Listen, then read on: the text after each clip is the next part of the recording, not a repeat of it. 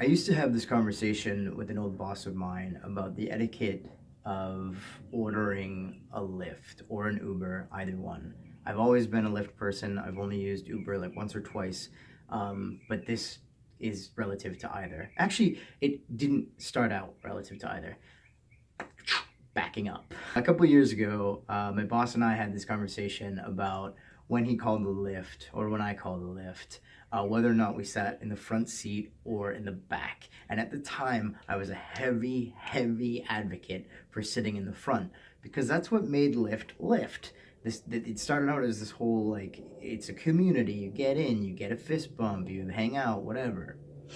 And with Uber, it was always you get in the back, it's like a taxi, it's like a luxury, your driver is driving you somewhere, there's not much else to it. And at that time, I did not understand getting in the back seat. It felt like earnestly uncomfortable to me. Fast forward to now, a couple years later, and I have changed my mind a little bit, and it's weird. And I'm gonna let you in a little bit to like my psyche, to my psychology and the way my brain works. If I order a Lyft in the morning or early in the day, I feel comfortable getting in the front seat for some reason. Like if it's like a Sunday morning and you're heading to meet people for breakfast, or you're heading somewhere somewhere early in the day, for some reason it feels casual, and you're getting in the car to go somewhere with a person.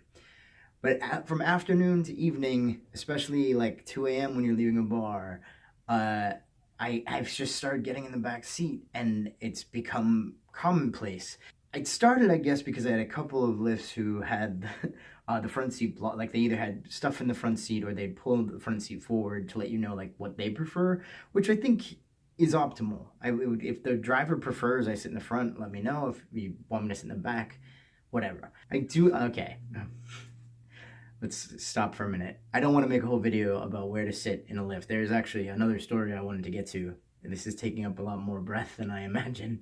But I've gotten to a place where, more often than not, if I am getting a Lyft alone, I sit in the back seat.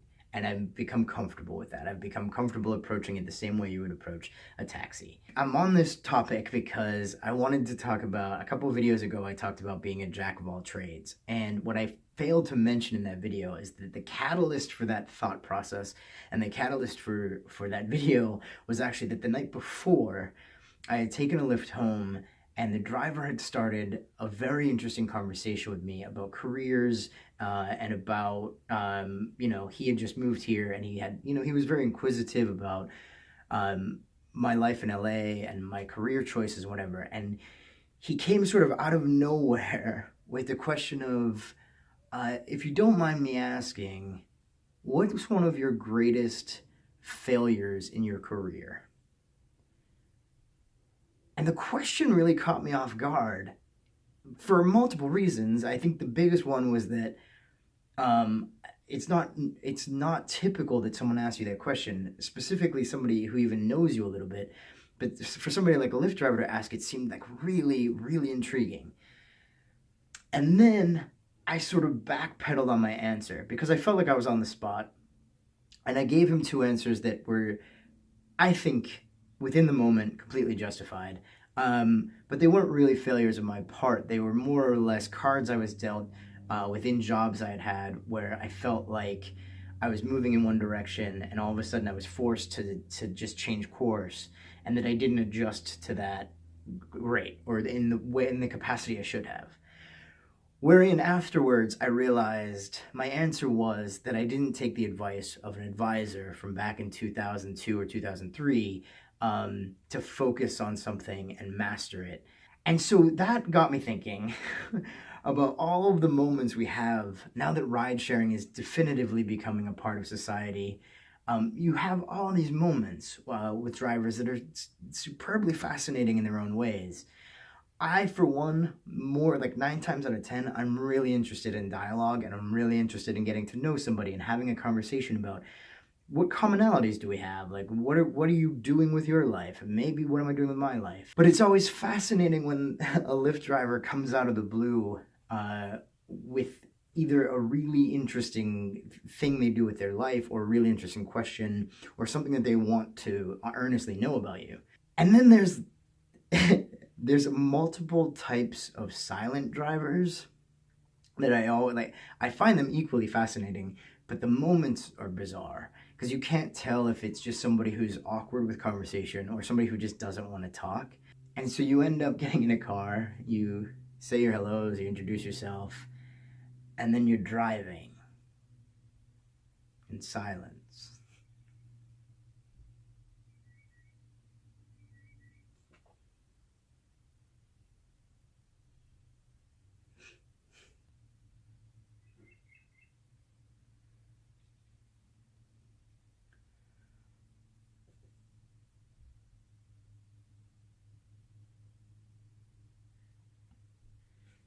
It's like sometimes it feels like that moment on a first date where you just lost the conversation for a second, or you don't know how to re-engage the person, and you're not sure like where the boundary is, or maybe they're content in the silence.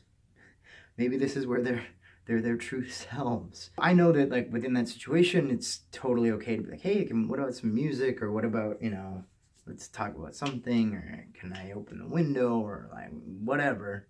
But these moments of human interaction that are becoming more and more, I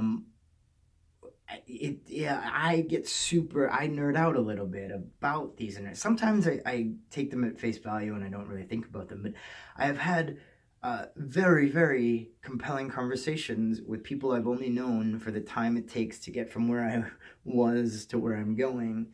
And I've gotten some sage advice from some Lyft drivers. And, I've had, there's always been the awkward moments or whatever. Recently, there was actually a funny moment that I chose not to comment on because I didn't want to be perceived incorrectly. But I got into this dude's car, and we had a very, very, fun introduction. He had just dropped off two older women who were, this was, a Saturday afternoon, and they were on their way to celebrate their birthday, and they were, going to, party it up. And so we talked about that for a minute, and while we were talking, Kendrick Lamar's new album was playing in the background, and our conversation reached a very healthy, normal lull. We kind of talked it out, whatever. He was focused on driving. And then before turning the music up, he changed it to some Sirius XM symphony channel. And I got the gesture a little bit, oh, you're a passenger, we're driving. But there was a part of me that was like, oh man, can we put Kendrick back on? Because I haven't listened to the album yet, and I'd really like to. I didn't say anything though. I just kind of let it ride its course. The crux of this video is it was fascinating to me to get into a car with a complete stranger and have that stranger ask me a question that really got me thinking about my career choices and what is it that we learn from our failures, and when are we capable of identifying this was the moment I identify as hey, I failed here at something, I learned from it, and this is how I corrected course. And what can other people learn from us when we share that information? Because a lot of times it's easier just to kind of beat around the bush. And I feel a little, I don't want to say I feel guilty, but I did feel bad afterwards that in this moment with him, I was attempting to be honest, and afterwards realized that I didn't really give an honest answer, mostly because I was on the spot and I just felt like I needed to give the first thing that came to my mind.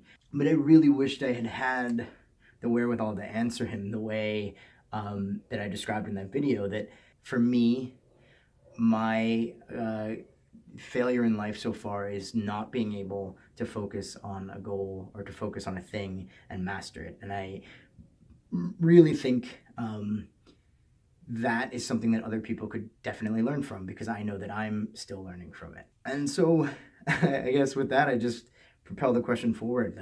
What are your greatest failures in your career and in your life? And how do you identify them, and how have you learned from them? And are you willing and capable to share those with other people, in the event that they might benefit from it? That is where I'm going to end this video.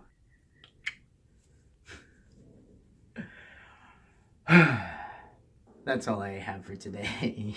If you like this video, please feel free to go ahead and like this video. Thank you so much for watching. I will see you next week.